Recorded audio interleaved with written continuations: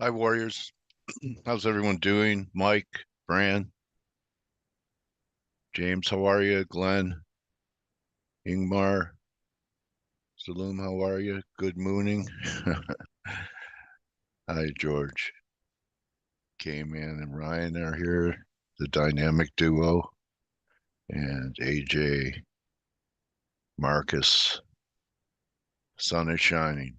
I once was told any day you're looking down at the grass is a good day. So let's go to work. I want to start off with K-Man. I was looking at USD Won here. Good morning, Dale. Good morning, team. How are you? So looks like we're headed for new highs. Besides Yeah. that happening, are there any financial repercussions? Because weren't the Chinese trying to manage the weakness of the yuan for They quite do. some time? Huh? They still do. They, Okay. they still Okay. do. But the CNH is the offshore one, right? Okay. The in theory that's a free floater, but they do send their submarines out from time to time to try to cap it. All right. Um, they still keep the CNY in check. But what I was thinking, like if they are sort of done on their, as Russia was saying yesterday, de-dollarization and perhaps the majority of their gold buying as well, like I think there may be a little bit of weakness coming into the CNH again, but we will have to see what they do with it. I bought a little just above 726 and giving it room down to 723, 4 perhaps to add and then see what happens. Okay. Um, Any implications in our treasury market? um, hmm. They have reduced their outstandings, right? But it's been Yeah. replaced in some form, perhaps not completely by Japanese money again, because they are still putting their money at work elsewhere. I Okay. don't know. It's. I think there have been repercussions before when they were in the process of. But right now, I don't see them completely going out. I mean, this is Okay. it's a bit unrealistic. They don't want to cut themselves off the rest of the world. They need the rest of the world to sell their goods, right? So I don't think they will um, reduce much further. But that's just a personal view. Okay.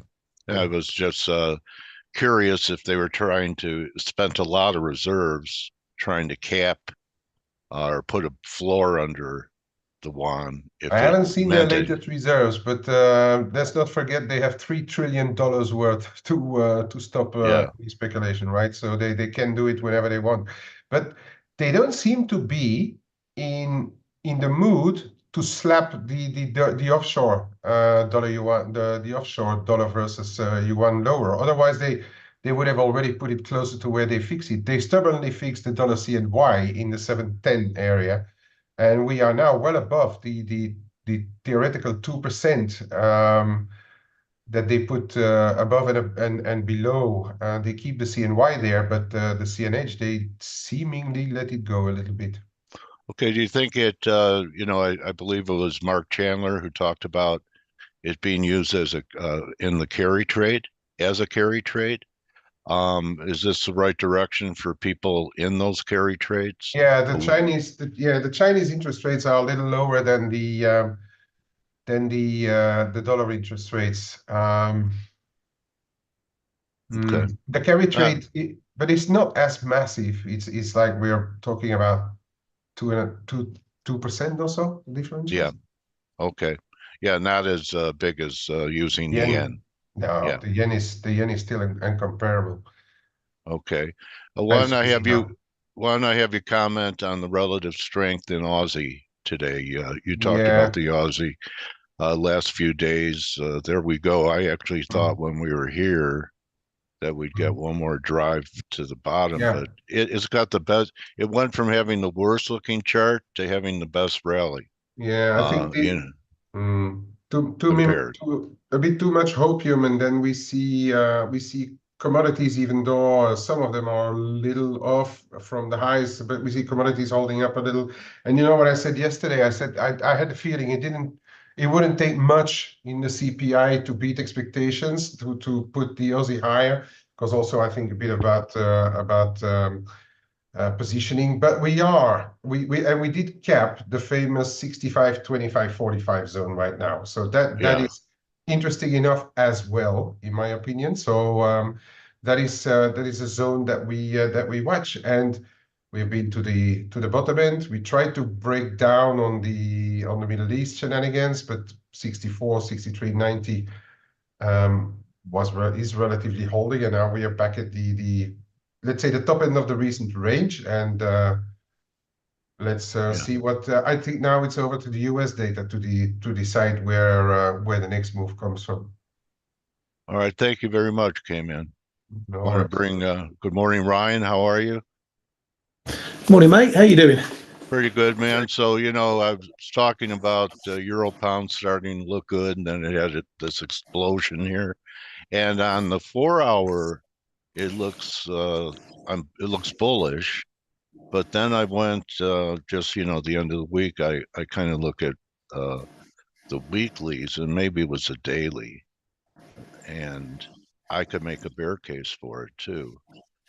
Technically, we have this flat bottom here, almost a descending triangle. You're wrong over, this level, that we could just flush one more time and finally clean out the stops under 85 if the dollar makes a new high. What do you think? Stop trying to get that level to break down there, mate. You're kidding All me. right. Well, Um, I wasn't here. I said I thought we could go higher, but just a yeah, daily look, maybe this is, I don't like flat bottoms, Ryan. Usually I like to see a spike or something. As long as it holds here, it looks good. But I was just looking at the potential of it doing, something like this to finally clear out everyone who doesn't want to see this level again. yeah. The thing is with this pair, it's not one for clear outs. Just Okay, the cool. nature of the piece. It's a very slow moving, as you know. I mean, look how long Yeah, we sat in that 85, 85, 60, yeah, 70, pretty much all year. It has its moves, like everything. If it moves, it's got to bust some levels and it's got to build on the break. At the moment, that 80, 86, 40, 45, 70 zone, I've had on my chart for ages and we slammed right into it. And if you can't break levels like that, then yeah. you've got to think about, well, if it ain't going that way, it's going to come back the other way. It's got to hold 85, 80, 70 now. If it doesn't, Okay, yeah, we're back in that malaise that we've seen now. And you might get a move down to 85 again, the low 85s, 85.20. But it has to be driven by something. At the moment, fundamentally, from the ECB side, from the Bank of England side, economic side, there's nothing really to shift this. The reason we went up was because Bailey and Ramsden came out with some dovish comments.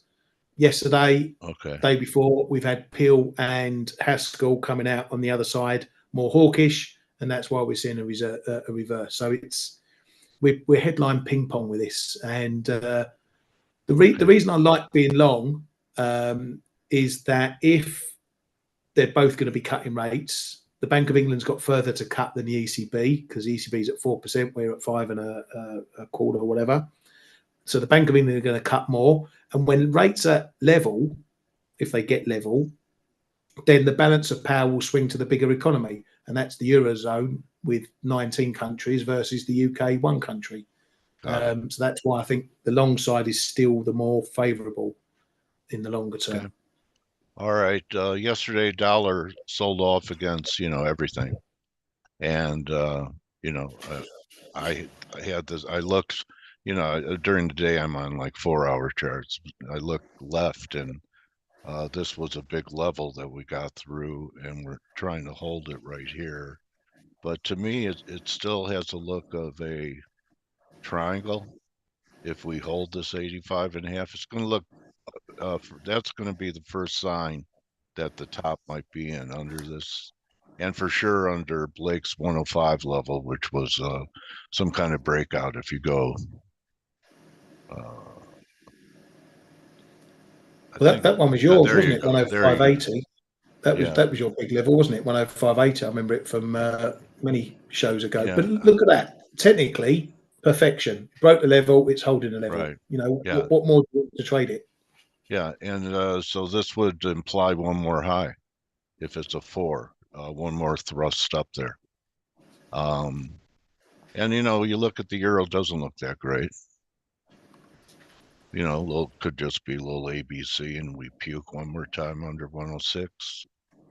Couldn't even get to 730. What do you think?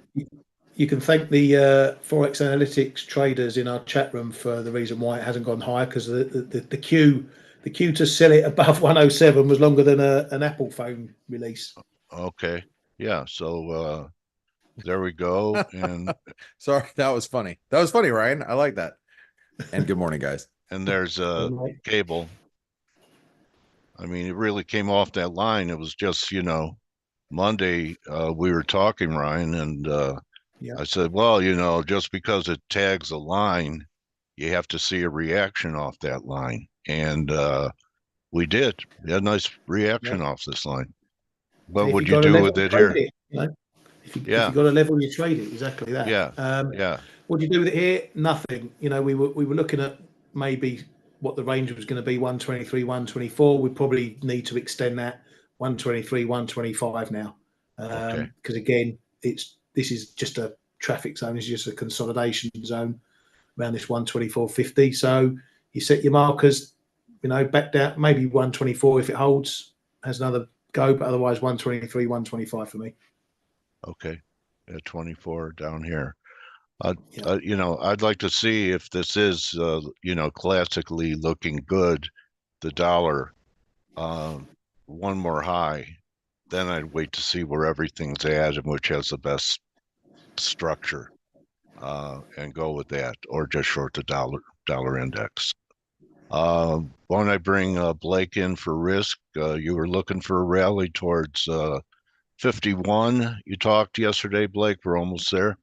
Yeah, we're really close. Actually, you know, I'm wondering if we hit like a near-term top. Oh my God, dollar yen just blew through 155, guys. Just FYI, we just took out all the stops above 155. And still going. It's ripping right now. Just heads up. 155 60 is, or 155.35 would be my level. Here, I'll go ahead and take over. But sorry, Dale, I didn't mean to jump in there. It was just, we just saw the breakout just now. So take a look real quick. Here goes the dollar yen. Took out all the stops above 155 here. And the next stop should be the 127% extension, which comes in at 155.35. That is the 127% extension of really the last couple of years. So that's the reason why it's such a big deal. You know, well, actually, you have anything at 57.80? Probably the 127% extension of the last couple of years rather than the last couple months. So yeah, let's see, 120, 150. That all comes up around 159, Dale.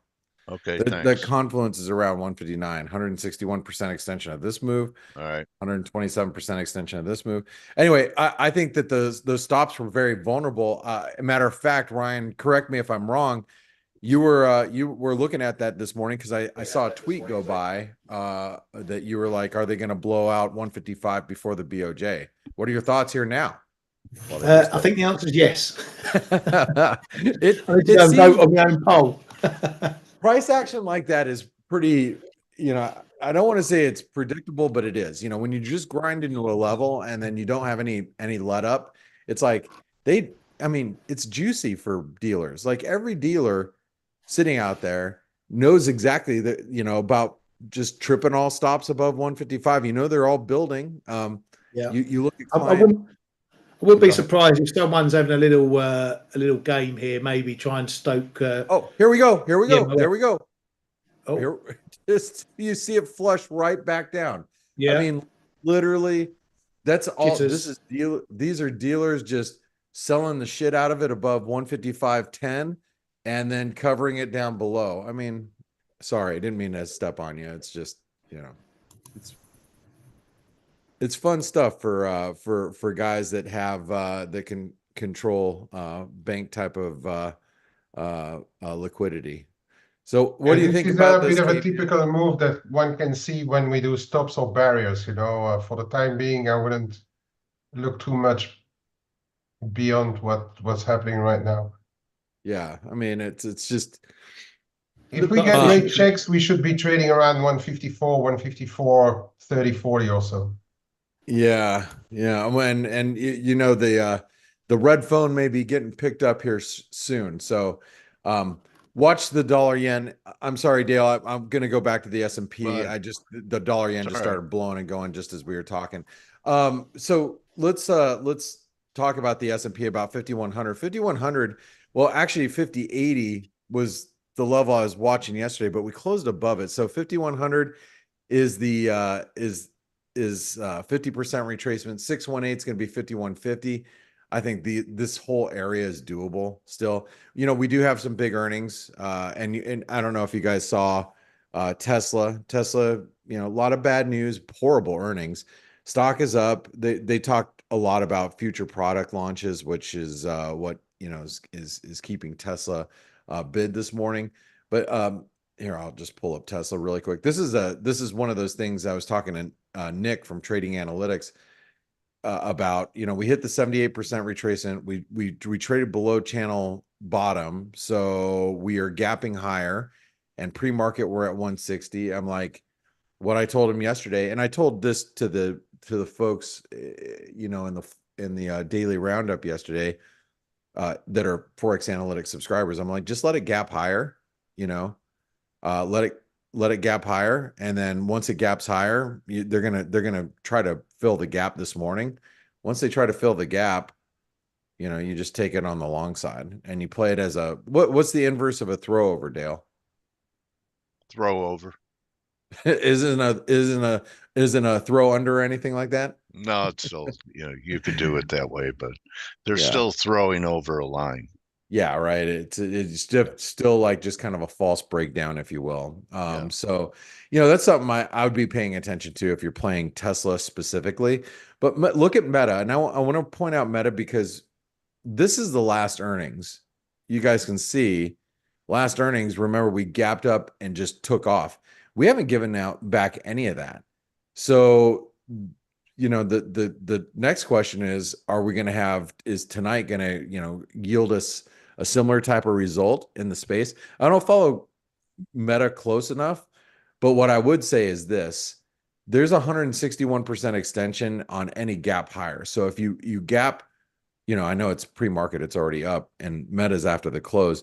We hit that 570 level. I would sell into that naturally, just because it's the 161% extension, because relative strength is going to be massively divergent.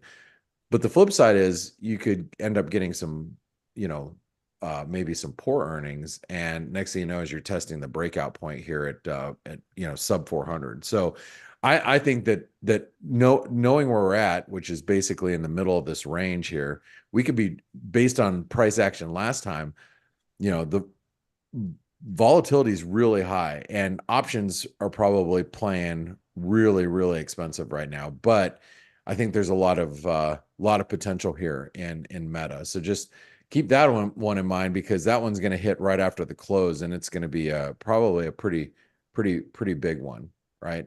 AJ said TikTok ban is also helping the move of beta. Of Meta. Yeah, I mean, you know, is TikTok banned? You wouldn't know it if you met my wife, because she's on TikTok all the time now. She's like addicted to TikTok. Anyway, continuing on, a couple things. Dale, you talked about the euro.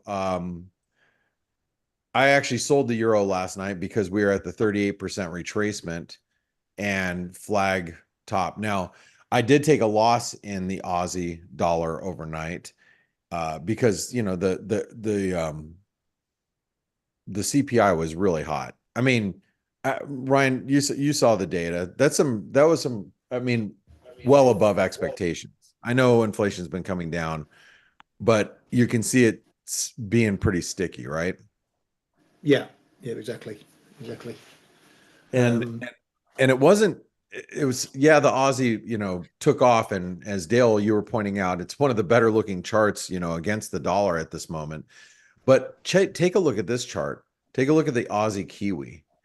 The Aussie Kiwi broke last night above this trend line here. Okay. We broke above it.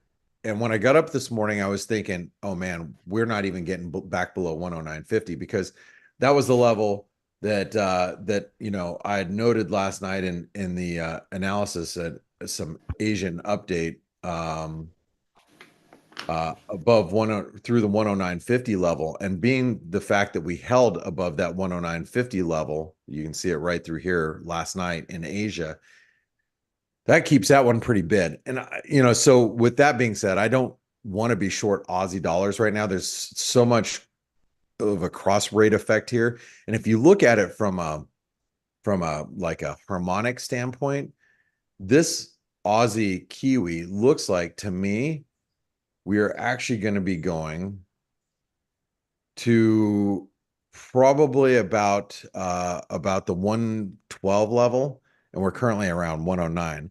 So this cross rate in itself tells me, if I'm going to focus on being long dollars against commodity currencies, like my focus should really be in the Kiwi, shorting the Kiwi versus the Aussie. So if I really want to short, if I really want to be, you know, playing dollars and, you know, seeing like the Aussie sell off, I'm just going to turn my attention to that's, you know, it's a, you know, cousin, you know, the New Zealand dollar. And if you look at the Kiwi, I mean, we probably, you know, looks like there's a little bit more distance to go to get to some any meaningful support here in the Kiwi. And I'd rather play that one to the downside just from a cross rate perspective, but still being bullish the dollar. Speaking of which, you guys were talking about the dollar index. Yeah, the dollar index had a decent pullback.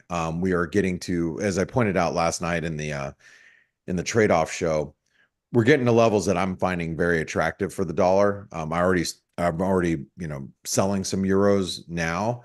But this dollar index, you know, might not be a pennant, but it might be just more of a bull flag pattern that looks something like this. So, you know, I know the dollar yesterday, you know, moved down a little bit because of the PMI data, but still overall, you know, US data has been surprising to the upside for the most part, and we still have PCE data at the end of the week. So don't write off the dollar just yet. I think getting a good view of the PCE data is going to be important. So I want to ask you guys a couple of things as we head into the data that's coming out. We've got durable goods orders, we got Canadian retail sales. Let me go over to Kman really quick. Kman, how do you feel about the Canadian right now? Because I think the dollar Canadian has pulled back to levels that it looks doable down here. I like to be, remember, we were long and very bullish the dollar Canadian on the breakout. Now that we're back at more realistic levels, how do you feel about the Canadian? Yeah, it's a bit strange because I feel the opposite for the dollar Canada as I feel for the Canadian dollar through crosses. But I like your zone there, that low 136. That is for sure. I really like that zone in low 136s. On the other hand, in some Canadian crosses, I'm rather looking at the other side. I think maybe a spike in Euro Canada. I may be looking to sell into actually. Yeah, so I'm a little divided myself on what's happening in the Canadian dollar. I think, by the way, the numbers coming out today, durable goods have rarely moved the needles of late, but of course it's an extra data point out of the US. So I'd say perhaps the Canadian retail sales to be the bigger mover of the day, if it comes out far enough from the expectations. All right, and yeah, I mean, if we could get a pullback to this 136.20, I mean, that's the place where you want to be long. It was such a big level on the way up, and I mean, this is. Oh, you know what? I'm going to stop here for a second. I got to talk to you guys about something. So, if you don't know this, we do some one-on-one coaching now, and I did two sessions yesterday. I'm finding a really common theme amongst a lot of traders, and I'm going to talk about it here for a second. But if you want to work with, Ryan Kman, myself, you can see that right now we have not the whole team is doing coaching because it's more dependent on what we have going on personally. But you can go out and like if you're looking at let's say Ryan's. You can watch a video on him, and you can go down here and book sessions, see which ones he has available. Like next month, he's got a lot of open sessions. And there's some pricing specials if it's your first time. So check it out. Anyway, I want to tell you guys, and you can find that right on ForexAnalytix. I want to tell you guys what I'm finding as a common theme, because and this is with I've met with 4 different traders thus far over the last week and a half, and 2 of them just yesterday. And the most common theme that I'm finding with traders, and because it seems like I've run into some more advanced, guys that have been trading for several years, 7, 20 years, that type of thing, is having a hard time adding to profitable positions, which I find ironic. I think a lot of traders have an easy time of adding to losing trades, but they have a more difficult time adding to winning trades. And so the reason why I say that is because when you see really key levels that are being pressed in the market and they're going to go, that's the time that you have to be putting a little bit more size on your trade, because not all trades are not all trades should be equal. You should have certain trades that build up based on what you see technically, macro point of view, and those are the trades that you should be applying a little bit more leverage to. If you're in the ForexAnalytix chat room, for example, like you'll just see, and I'm going to give you guys a freebie. I started a US dollar Mexican peso long here at 1693. I'm adding more at 1682. I know where I'm adding to positions, and then for me, like just give you guys an example, a move back above 1710, I'm going to be adding back up to the upside. So I know where I need to be sizing up certain levels. And if you're not familiar with that, that's something that I think you should work on. And more importantly, if you don't even understand like the idea of that, you should probably be working with one of the one of our team members in understanding risk management and how to apply more pressure at different levels. And it's so important when you trade. So anyway, I wanted to go over that just because I was thinking it's a very important concept that I've realized that a lot of traders are really struggling with. So anyway, with that being said, Ryan, I need to get to you real quick before the data comes out. We're going to watch this Canadian data. What are your expectations here? I haven't got any. Really? Okay, that's good. I'm glad you're going in, with an open mind. Exactly. Dale, since we talked about the S&P, and you mentioned, hey, we're getting towards that 51 level that I was talking about yesterday. How do you feel about equities where they're currently at? Do you sell rallies? Do you think the top is in? Because I think the top is in. Near term, meaning, I think we can trade in 2 directions. How do you feel about where we're at in the markets? I posted on Twitter to sell the rip up towards 51.5, and I'm looking for, then if we get equality, that'll take us to 4,800, which I've been talking about for about 3 weeks. Yeah, and I think the 4,800 or 4,850 level is the big breakout point. I think that's where the rubber meets the road. It's the 38% retracement of the entire move up since October.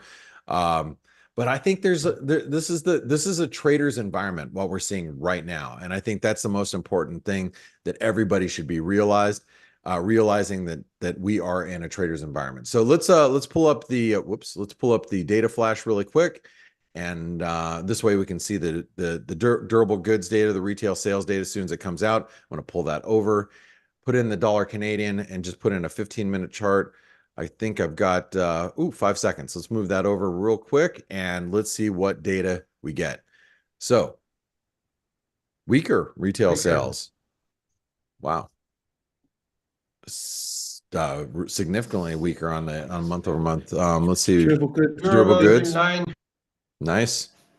Better. Oh, the month over month reading. Revisions weaker. worse for the durables. Yeah, that's the core. So, you know, dollar isn't moving much on that news, but the dollar Canadian is looking a little bit better. Dollar yen is seeing some volatility right now. It seems like it's moving in 10 pip clips now at these levels. Just FYI, I think it's important to keep that one keep that on the radar, especially ahead of the BOJ this week. All right, guys, I just want to say thank you for being here this morning. Really nice to have the team here. Dale, thank you so much for guiding us every day. Ryan, Kman, appreciate you guys, and I know you have an interview, so I'm going to pass it over to you, Dale. Try decaf, Blake. What's that? Try some decaf. Well, is it too much in the morning? I want the same vitamins. All right, anyway, buddy. All right, so let's see. George is here. And let me just get set up for you, George. George wants to be on camera. So we'll do it that way so it's balanced. There we go. There we go. Okay. Welcome back, George. I brushed my hair, Dale, just for this. You look great, man. And you know what else is great? You've been real right about a lot of things. Higher yields, higher equity prices. And has anything shifted? So, you know, we talk about every 3 months. You know, I think it's the third or fourth time we've talked to each other. Since what you were looking for in the past has manifested, still looking for a continuation of higher yields and higher stock prices? That's right. Okay. I believe you brought some slides. Your work is your work is screen. Okay. It's at the bottom, George. See that? There we go. There we go. All right. First, I want to thank you for the compliment of being on this show. I'm a lot of people, I certainly thought for the first 30 years of my career that we are not of the same ilk, if you will. You're technicals and day-to-day trading, and I'm a portfolio manager keyed on to macro and deep thinking and understanding the Fed. But what I've come to understand after interacting with you, that I'm right only maybe once a year, maybe twice a year, if not less frequent than that. And you guys have to be right day by day. So the end results are that I think your batting average in terms of getting hits on the ball is far higher than anybody who's really good at macro and monetary economics. The difference, though, however, is that when I actually prevail, and I say I in terms of understanding the macro monetary, it is all encompassing. In other words, it will either bring ruin to those who are on the wrong side, even day trading, or it will bring on steroids returns for those day trading. So I think from a risk management point of view, you got to really pay attention to the big picture, and then realizing that this only comes about every year, say, you then can do what you do well, which is applying day-to-day risk management and great discipline in terms of the technical analysis. So anyway, with that as the preamble, I'd like to just go and show what I'm seeing, and I think right now is about the easiest time since World War II to have a view on macro and monetary economics. It's as broad as a barn. It 2x4 hitting you over the cross of the head. There's no debate. Yet everyone is confusing, and this is where it gets really problematic, is that there's a lot of macro monetary guys who think they got to have some view every day, every week, because they want to be like you. They want to have a far more pithy and academic backing for why they bought Canada and sold Canada and did the day-to-day type of trading. So they cook up all sorts of nonsense about what is going on in terms of its variations that allow them to, I don't know, get a Substack going, get follows on X, whatever they're up to. And it's really garbage. If you're a technical trader, you should be a technical trader. You should be responding to the Canadian sales numbers, not in terms of like how that modifies or changes your whole macro outlook of Canada, but just watching the price action as it responds to that number and then not debating it, going with it. Why not be both, George? I'm not good enough. I guess. Well, I mean, you know, if I'm not good enough, I don't think anyone can be good enough. But I hear okay. you. I mean, I can have narratives and use price action to trade it. And, I'll bring in a third party. Ever hear of Jack Schwager? I've heard the name. He wrote the Market Wizards series. So he's interviewed a lot of traders. And, there's always that debate between being a fundamentalist and a technician. He says that he prefers, this is his opinion, technical, because there's better risk management. People know where they're wrong if they use discipline. Whereas a fundamentalist, you could be early and still right. And tend to add, if it was a good narrative before, things were working against you, it's an even better one now, right? Right. So that's a trap. And also my past experiences, and I've worked with and also for some of the greats. I've only met two good traders, like really good traders who were able to combine the fundamental and the technical. One was a guy named John Mulhern, and the other one was Paul Tudor Jones.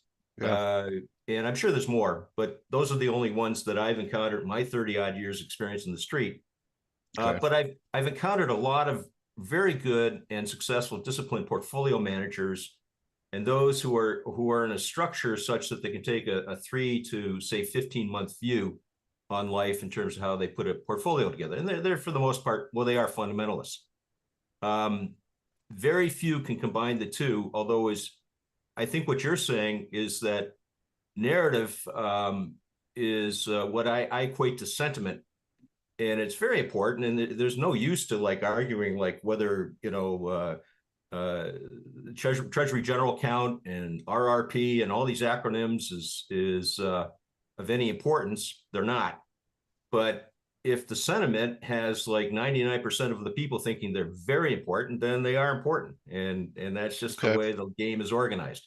All right, so let's get to what you brought here, and it looks like the consumer is doing great with my basic input I can give you is that this is about the easiest time ever to understand macro fundamentals and be right. You just got to look at the data and you'll be right. Why do I say that? Well, if you just look at what it's all about, nominal gross domestic product, GDP, this is, of course, including inflation. So it's inflation plus real is nominal. We're just careening up after COVID, and we're approaching just an incredible, 27 trillion economy right now, which is just mind-boggling. And it doesn't look like this is a bit smooth because the data only comes out quarterly. But it's very hard to come up with any other macro view, but the economy's in a boom. I'm surprised when I look at the picture that when we had that we had COVID and then the Great Recession on the chart above, that they were just little pauses. It's sure felt different in 08 than just that chart, just a little sideways move. Oh, and it sure felt worse in COVID for a while too. Yes, and of course it required the attention of the federal government, but only the federal government could provide a remedy for COVID such that this is the results. Now, I would say that they probably went overboard quite a bit, maybe politics, whatever, for all sorts of reasons. But as you can see, the trend line is here, and then it just shoots up. So I guess just to make sure that they didn't screw it up, the federal government, maybe in panic, spent maybe 100% more money than they should have to remedy COVID. I heard an interesting stat on that. The money put out for the COVID rescue was 4 times larger than the Marshall Plan to rebuild all of Europe. It definitely was. I'd even say more than 4 times. Okay. But it was the match in terms of percentage of GDP. Well, maybe not quite the match of World War II. So forget the Marshall Plan. Let's be nice guys. We're talking about like fighting for our lives. Spend whatever's required, and that was the nature of the spend that we had for COVID. It was just huge. And disposable personal income, which given we're a consumer society in the United States, is about 80% of NGDP consumption. It is a lot more ragged. People lose jobs. There is an employment cycle of sorts. And here is where COVID came in, i.e. not much effect at all. And then this, you would think this is COVID, but this is actually the COVID remedy. Everyone got $600 directly deposited. First time in the history of the United States. We had helicopter money, which was just a theoretical craziness before, but it actually happened with the F.A.C.E. Federal payout for unemployment insurance. And then it was followed by, for those supposedly in essential jobs, with the PPP loans to the various companies so that they could keep people on the payroll, even though the business had gone slack. Well, that all ended about here. And you can see that it drops as people sort of scramble, like, oh my gosh, I'm not getting my $600 a week. But this is where I think most people have missed the turn, is from this point on, they correctly identified that people aren't getting as much income. Why? Because the federal government's not sending it out. But they did not consider that a sort of a very standard Keynesian pump priming had taken place. Actually, forget pump priming, an injection of water into the pump of massive amounts. The dams broke. We have this results, which is not dependent upon federal spend or monetary input. It's just that the economy is roaring. So we have a very strong economy, perhaps overheated. I think it is overheated. That's the sign. That's the 3% inflation, and there's no sign of let up. Like you got to be really brave to figure out why suddenly this approaching 21 trillion is going to drop down to 18 trillion, or even down to 20 trillion. It's roaring, and this ends up with personal consumption expenditure, like people going out buying hamburgers or a car or whatever. And COVID really, it drove people home. This dropped, and this is what I think. This is what the federal government correctly was most concerned about, was not the the income, but just people got to go out and buy stuff. This is America. And so that F.A.C.E. and all the various PPP and various other programs did its job. We very quickly went back to trend prior to COVID. But look at this. It's just roaring. Straight up. Yeah, all the discussions about people having problems with purchases, or the retail sales is going to drop, or new housing. It's not in the data. The data shows a roaring boom time economy that's similar to how we had it after World War II, and everyone came home and everyone bought a house in Levittown, and times were fat. Times right now are very, very fat. And what's happened along with this is that despite the talk of the deficit, personal taxes just have boomed, record highs. And this is why the deficit's only 2.5 trillion and not even approaching the 7.5 trillion spend that gave us all this. Could that be because of the bull market in stocks and capital gains taxes? I think there's still some employee stock ownership programs and various other things, even even your guys, day trading. I think a lot of these guys had a good year. Anyway, a lot of taxes were paid. It's come off. I don't think because of any sort of, pardon? Why do you think it's come off? It's come off because I think it's just reverting to trend. Okay. In other words, the excess, the fat and the excess spend has come down, and we're getting back to a normal trend growth. Taxes are, unlike this, taxes paid are you know, people are reluctant to pay taxes. This can't zoom up like this if it's just withholding.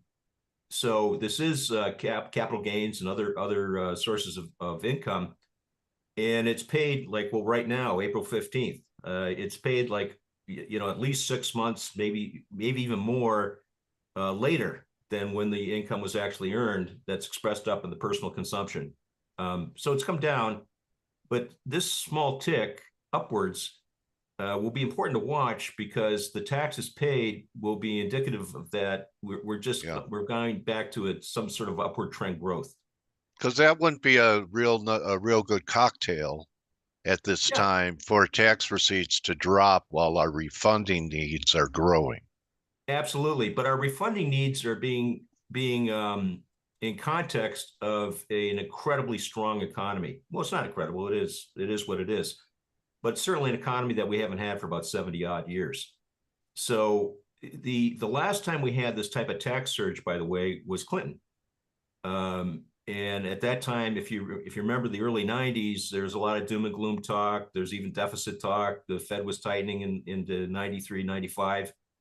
And yet, out of that gloom, we ended up with a roaring surplus, you know, in the United States because of the tax receipts. And at that time, there's a hell of a lot more. There wasn't founding owners of the mega companies. At that time, it was like Eisner and various people who were paid in very massive employee stock ownership programs. Because Clinton also changed the real estate law that if you lived in your house, that it was tax-free capital gain. Right. After a few years. And I was working for guys in Texas who had the head of the family wasn't in great health. He was an older gentleman, and they claimed that there was a whole floor of IRS guys in Dallas ready for this guy to die so they could swoop in and figure out what the estate tax is. And of course, what happened was that George Bush got in and eliminated that estate tax. A cynic might say that the funders of George Bush's campaign at the start had that in mind, but that'd be obviously too cynical. That of course is George Bush. So this tax thing might be more like this, and we might be overly concerned with the deficit, and we're certainly grossly, just incredibly over concerned about you know, the size of the deficit and the debt, and it's going to kill us all. This, I think, shows that's bunk. And also this doesn't show any let up. You know, these guys pay withholding taxes all the time. So the tax burden and the deficit is not an issue. Now, next thing I want to just briefly touch on is that we can break all these numbers down, and then even monetary, by what I call the impulses. This is like the rolling annual input that the Fed puts into the economy. It's now a level of about 11 trillion. And basically that's loans that the system banks are allowed to make, or they make despite tightening of Fed funds going up. And yeah, it dropped down hard in COVID. But despite the Fed funds rising to 5.4%, the monetary impulse has never been larger. So what does this say? This says that the Fed funds are a non-event right now. That all this talk about Fed funds being cut, or they might rise, or they're having no consequences in terms of like the Fed's main duty, which is the creation or the destruction of money. Usually they're trying to prevent the destruction of money. So Fed funds don't matter. And I would actually say with great cheek that the Fed doesn't matter right now, despite all the attention that's being put upon it. Just because it doesn't show up in the numbers. The fiscal impulse, however, this is the rolling annual spend of the U.S. government. The Inflation Reduction Act is in there, right? Yeah, Inflation Reduction Act is the CHIPS Act. We've gone from all direct, the acts. We've gone from direct transfer payments to where now we're doing a lot of industrial policy management with CHIPS and you know, the so-called Inflation Reduction Act, which is sort of funny.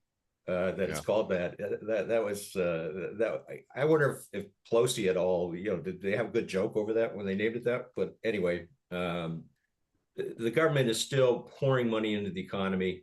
I say now probably it's more toward industrial policy, which is hard to argue is going to cause inflation. I mean, if we have too many chip plants, of which we don't have hardly any at all, can that be inflationary? I think it might be bad for China, but it's not bad for us. But however, the start here was obviously inflationary. I mean, we reached toward 10% inflation at one point, and that was because those payments were mostly transfer payments. They're directly in the pocket of people, and they encourage people to go out and spend their money. Certainly, call in, go online to Amazon and get your cat bed or whatever. So this all adds up to, this looks like I think I'll go with this one because it's a less messy, but the fiscal is the blue. This is that chart up here broken into a cumulative ever since COVID. And this blue chart, this blue line is the amount of spend, which peaked right around 21 with the transfer payments, abated, which was that drop in disposable income that you saw. But now it's going back up with all these industrial policy things.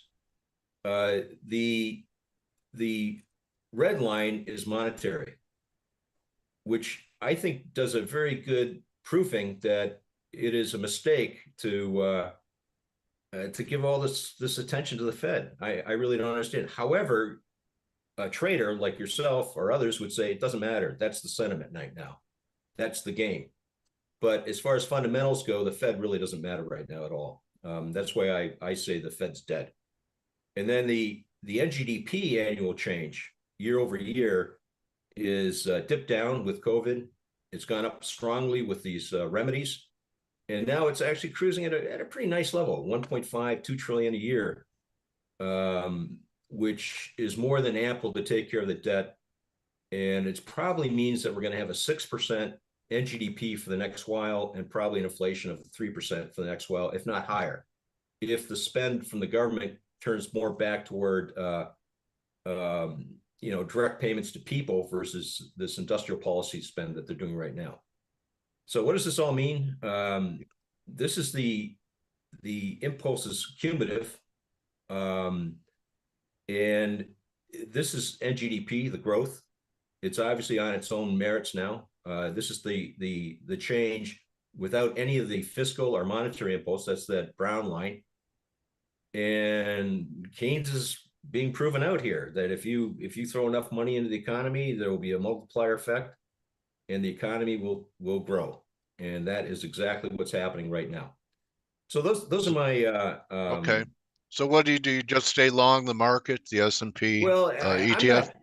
I'm very very impressed with your guests both, and all the times I've listened to your show. I'm just not skilled enough, because if you really follow this stuff and you really have in your past career based your life on this, it's very difficult to go through this 50-60% of the time to surrender it and just ignore it, because that doesn't make money. So what I do from a trader, I've been long JP Morgan ever since October 2022, good entry point. And I think that's my stock. And then for fun, I have I'm long Boeing, because the Boeing is going to be my either a total crap out, but I don't think it's going to go bankrupt, or I'm going to get like 500-600% return on it. JP Morgan, it's a yuppie Bitcoin play. yeah. I think even a little older than that, right? All right. Okay. I don't think I'm Come on. say I'm a yuppie. Yeah. Okay. Only you can make that type of comment. All right. Anyway, you are, and I'm wondering, with your outlook, should people still be avoiding treasuries and bond positions, or do you have a view? Very much so. And the reason for that is that, and it's being masked by all this. I think it's garbage, but again, it's sentiment, so you got to respect it. All this talk about Treasury general account and quarterly Yeah. refunding announcements and all this game that's grown up around it. It's very much like we used to do in the late 80s. But then after in the late 80s, and I used to work at Solomon, they just got out of hand with it. And it just became a total sort of bogus spiel, but a powerful spiel that they would con clients and other people into and just harvest them, just rip them off. And that, of course, ended with Paul Mosher going to jail, and everyone who really played that game got a free trip down to Washington. Well, they had to pay for it, actually, to explain themselves in front of Congress with all the penalties of. It was a very serious event. It probably ended Salomon Brothers. That's why Buffett had to show up at Salomon Brothers, and why Salomon Brothers eventually has disappeared off the face of the earth and became Citi. That's what we saw last year. I think what the hell, it's good as story as any, good as narrative as any, but I think the U.S. Treasuries cannot go from 4% odd, scream up to 5% in just a couple months, and then drop like a stone back down to 3 7/8. It just doesn't work that way. Okay. U.S. Treasuries are always pricing NGDP growth in terms of what it took to get to that point, and then where it might be going forward. They have nothing, supply has nothing to do with Treasury rates. Is there a tipping point? Is there a tipping point, say the 10-year went to 6, that it would crater things? No, I don't think so. I think if in my parlance, if it goes to 6%, it means the economy is being recognized for the strong economy it is. It can't be just a supply-demand story that we're crowding out the market, we're flooding the market with securities, and there's not enough demand. Dale, that could be a perhaps boring, but a longer discussion that gets pretty technical. Okay. But then let me wrap it with this then. Yeah. With everything you've shown, and we all own, whatever we own here in the U.S. is in U.S. dollars. You have a view on the linchpin, which I think is currency. Is it? You have a view on the dollar? I do, and you're probably not going to like it. No, I will. You're bullish. I think currency is a political agreement that all the powers of the world get together, as they did in Indonesia in 2022, and they say, no, we can't have a euro at 99. So where do we want it at? Well, we want it between 105 and 110, and then we, of course, the movement between those levels is the trading area, but it is politically fixed. And then every 2-3 years they review it and they say, we're going to change it to 115 to 120, or we're going to take it back down to 1 because we're pissed off on how Germany's treating the U.S., so on and so forth. Now, yen, I think, is going into a reverse Plaza Accord. In other words, it's going to levels that we had before the Plaza Accord kicked in. I'd say 170, 180, because the U.S. wants to replace a lot of the Chinese influence and the Chinese trading by cheapening up yen so that Japan can come back into the U.S. market the way they used to and blot out China. And that's and I think they consider Taiwan as part of China. I don't want to get any political, royals, but they consider that one block. And so it's important that the yen goes to like 180 or so to be able to offset China. So that's my view on currency. That's interesting.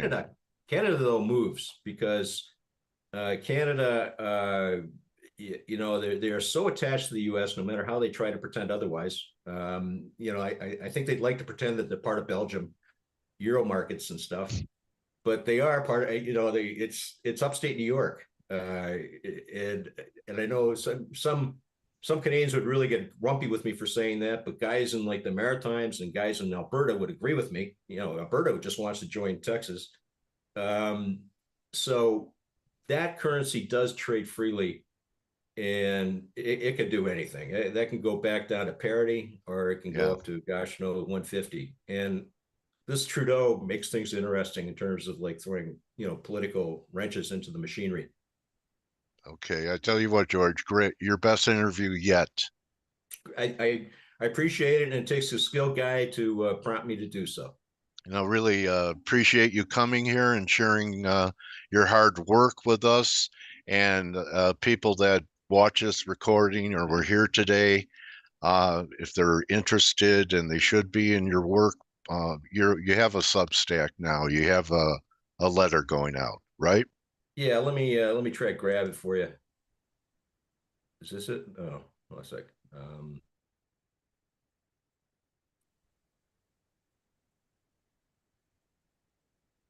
And you could follow George on X at Bicker and Brattle. And here you go, the Monetary Frontier.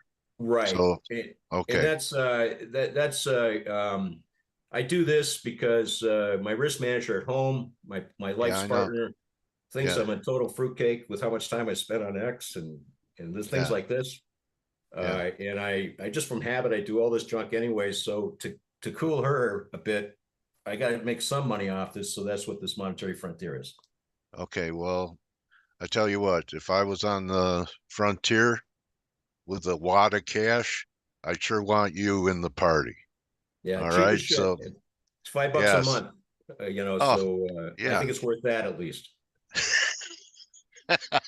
You're great, George. Really All right, appreciate Dale, a I'm lot of really fun today. confident. Yeah, I'm A lot really of fun. confident you'd have me on. A lot of fun today, George. Continue your good work. You're a watchman for people, and countervail a lot of the, hype, a lot of the misinformation, and really give people a clear view. So, Yeah, again, and buddy. as I said, it's not because of my skill level. It's just that these are trillions going by. It's not Yeah. hard to identify. If All if the right. government spends 2 trillion, then probably the economy goes up. That's All about right. as deep as my thought goes. All right, George. Thanks again, buddy. All right, greatly. So I'm George just complimented Robertson. that you have me on. All Okay, right, thanks a George lot, Dale. Robertson, everyone, find him on X and subscribe to that letter so you're alert to what's happening in what should be an easy environment. Okay. Not scalping a 4-hour or 15-minute chart, but having the long view from George. I'm not And smart that's, enough for that stuff, Dale. There you yeah, go.